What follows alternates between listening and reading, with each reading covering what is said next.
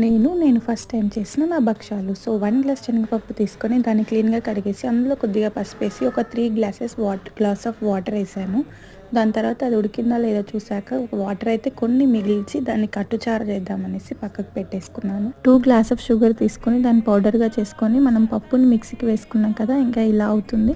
So ఇందులో మనం sugar powder కలిపేసుకుంటే అయిపోతుంది. గోధుమ పిండినైతే ఇంకా తడిపేసి పక్కకు పెట్టుకుంటాం కదా, అదైతే కొంచెం సేపు నాననివ్వాలి. సో దాని తర్వాత ఇలా అందులో పూర్ణం పెట్టుకొని ఇలా చేసుకుంటే అయిపోతుంది. మనం పక్కకు పెట్టుకున్నాం కదా ఈ పిండి, అది చాలా సేపు నాననివ్వాలి. అప్పుడే మనకి భక్ష్యం అనేది మంచిగా వస్తుంది. కొంచెం ఎక్కువసేపు నానబెట్టాలి. సో నేను అలా చేయకుండా ఫాస్ట్గా చేసేసాను కదా, అది తడపగానే. సో అందుకు ఇలా వచ్చింది. సో మా వాళ్ళ రియాక్షన్ చూడండి.